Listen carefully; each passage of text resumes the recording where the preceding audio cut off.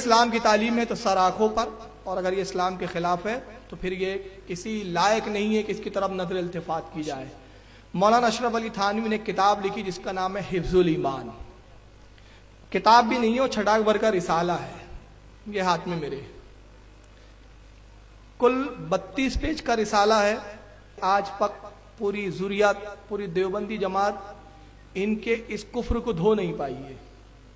مسلسل تقریباً 100 سال سے ان کا کفر دھونے کی کوشش کی جا رہی ہے، مگر ہاتھ گھس گئے، صابن کی بٹیاں ختم ہو گئی، مگر ان کا کفر دھویا نہیں جا سکا۔ مولانا اشرف علی تھانوی نے حفظ الایمان لکھی۔ اب آئیے اس کو دیکھیں کہ اس کتاب میں انہوں نے آخر لکھا کیا، اور یہ کتاب کیوں اتنا بڑا وبال بنی قوم کے لیے۔ یہ حفظ الایمان آپ کے سامنے جو چھپی ہے مکتبہ تھانوی دیوبند یوپی سے، انہی کے ادارے سے چھپی، انہی کے نام سے ادارہ بھی ہے۔ اس کتاب کا صفحہ نمبر 2 ہے۔ اس پر اصل میں یہ کتاب یہ ہے کہ ایک شخص نے سوال کیا ان سے، دیکھیں سوال بھی میں بڑا کر رہا ہوں آپ کے سامنے۔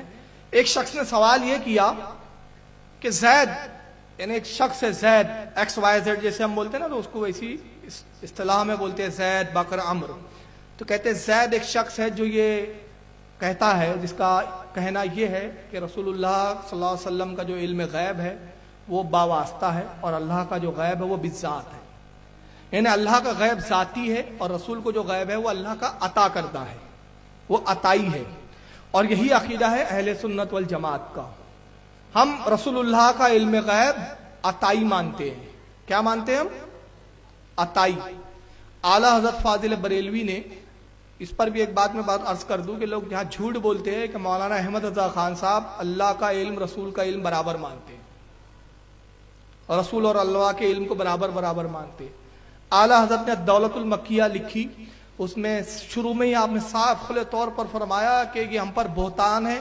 ہمارا عقیدہ یہ ہے کہ رسول اللہ کا جو علم ہے، اللہ نے اپنے محبوب کو جو علم عطا کیا وہ علم سمندر ہے، اور تمام مخلوق کا علم نبی کے علم کے مقابلے میں قطرے کے برابر ہے۔ رسول کا علم سمندر اور تمام مخلوق کا علم رسول کے علم کے مقابلے میں قطرے کے برابر، اور اللہ کا علم اگر سمندر تسلیم کیا جائے تو رسول کا علم اللہ کے علم کے مقابلے میں قطرے کے برابر بھی نہیں، قطرے کے برابر بھی نہیں۔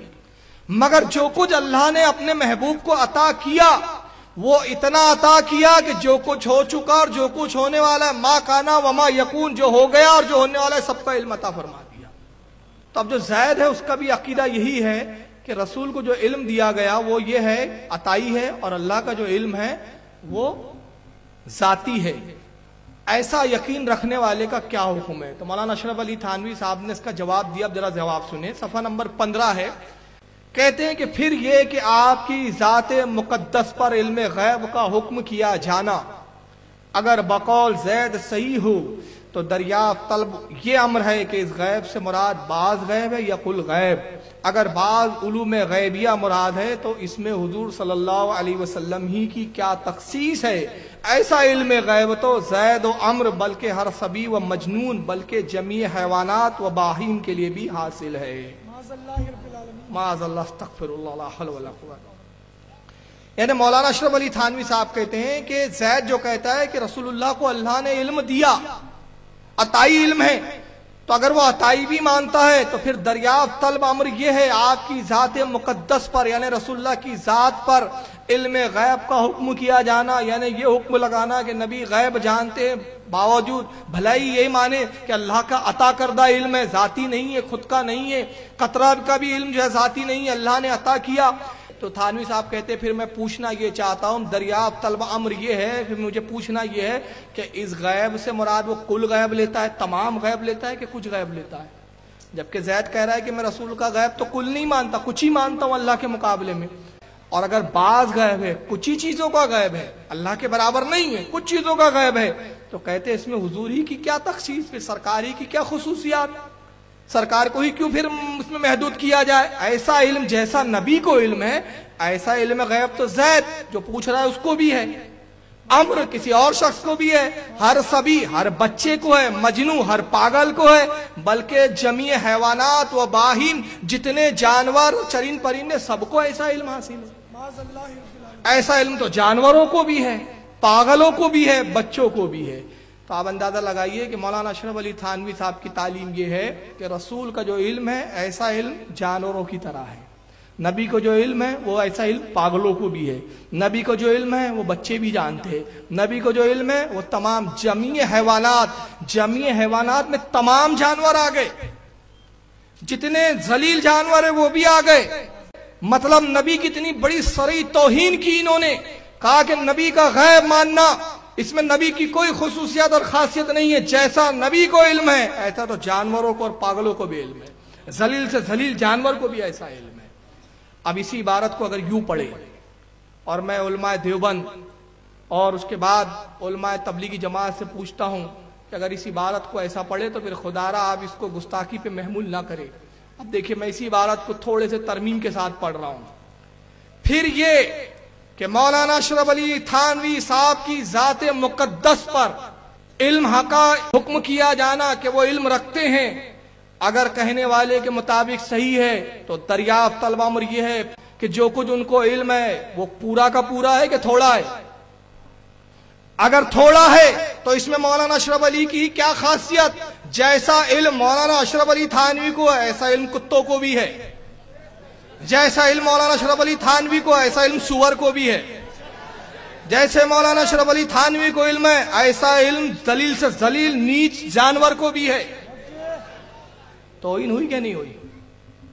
ہر کوئی کہے ہمارے مولانا کی توہین۔ اچھا آپ کے مولانا کی توہین کا بڑا درد ہے، آپ کو یہ تو بڑا درد ہے کہ انہی باتوں پہ آپ کو کافر کہا جائے تو آپ کہتے ہیں یہ تو سب کو کافر ہی بولتے پھرتے ہیں، مگر تمہیں شرم نہیں آتی؟ تم رسول کی شان میں گستاخی کرتے ہو اور اپنے آپ کو مسلمان سمجھتے ہو۔ اب میں آخری ایک بات بولنا چاہتا ہوں، تبلیغی جماعت کے لوگ یہاں دھوکہ دیتے ہیں، صاحب بریلوی لوگ ہر جلسے میں ہمارے مولویوں کو گالی بکتے، تفریق پیدا کرتے ہیں۔ یہ جملہ سنا ہے کہ نہیں آپ نے؟ ان کے ہر جلسے میں ہماری کوئی لان تان کرتے، گالیاں بکتے ہیں۔ بریلیوں کے پاس کچھ کام دھام نہیں ہے، نہ یہ نماز کی بات کرتے ہیں، نہ روزے کی بات کرتے ہیں، نہ اعمال کی بات کرتے، بس اٹھے سٹے مولانا تھانوی نے یہ کہا، فلاں نے یہ کہا، فلاں نے یہ کہا، بس برائیاں کرتے۔ میں کہتا ہوں ٹھیک ہے بھائی، چلیے آپ کی بات سچی، آپ بڑے اتحاد کے دل دادا ہے، آپ بڑے مسلمانوں کے اتحاد چاہتے ہیں، آپ ایک پلیٹ فارم پہ مسلمانوں کو لانا چاہتے ہیں۔ اب مجھے ایک مثال میں دینا چاہتا ہوں، ایک گھر میں دو بھائی ہے، چلیے مثال لے لیں مولانا عمر صاحب۔ مولانا عمر صاحب کے گھر میں ایک بھائی ہے، دونوں بھائی ایک ہی گھر میں رہتے۔ اچانک مولانا عمر کے دل میں ایک دن خیال آیا کہ یار ایسا کرتے ہیں، دودھ جو آج کل آ رہا ہے وہ ملاوٹ کا آ رہا ہے، اس میں سرف ملایا جا رہا ہے، اس میں دوسرے کیمیکل ملائے جا رہے ہیں، بچوں کو نقصان ہے، چلو ایسا کرتے ایک بھینسی لے آتے ہیں۔ مولانا عمر صاحب نے بھینس لا لی۔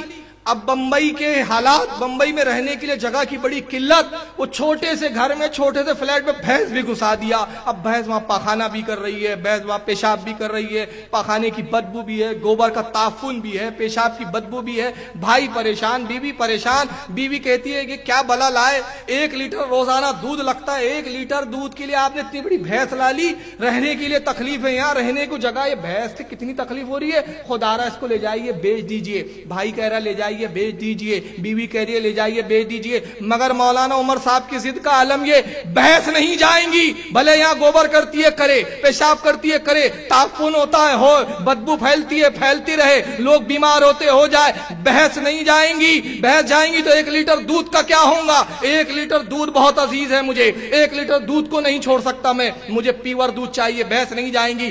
شدت بڑھتی گئی، جھگڑا بڑھتا گیا، بیوی تقاضا کرتے رہی، آخر میں مولانا عمر کو بھی جلال آیا، کہا چل تجھے بھی طلاق، نکل جا، بھینس نہیں جائیں گی تو نکل جا۔ بھائی کو بھی کہا چل دفع ہو، دوسرا گھر لے، بھینس نہیں جائیں گی تو نکل جا۔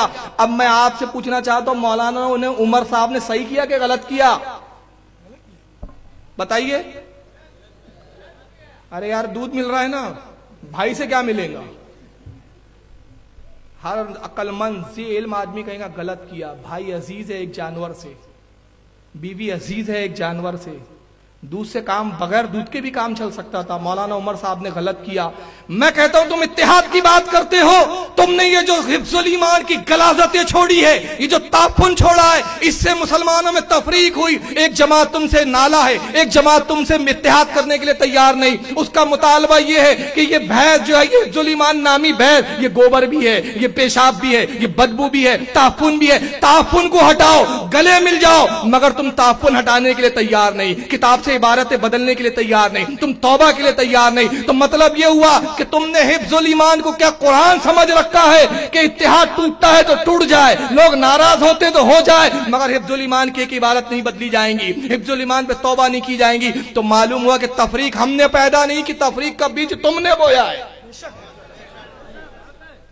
اختلاف تم نے پیدا کیا ہے، اور تم نے اپنی کتابوں کو قرآن سے بڑھ کر مان لیا ہے کہ آج بھی تم آف سیٹوں پہ چھاپ رہے ہو. یہ آف سیٹ پہ چھپی ہے، کوئی پرانی نہیں ہے، یہ آج بھی چھپ رہی ہے. میرے پاس 5-5 6-6 ایڈیشن ہے، آج بھی مارکیٹوں میں یہ عام بک رہی ہے. تو تم اتحاد کی بات کر کے دھوکہ دیتے ہو.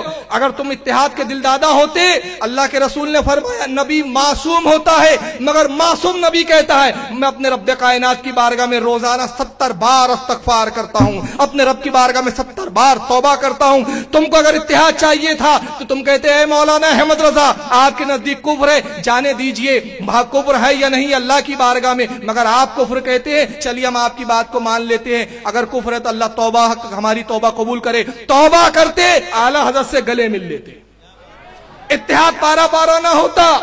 مگر آج تک تم صفائی دے رہے ہو اور صفائی نہیں. This is the official channel of Misbahi Network. Please subscribe now.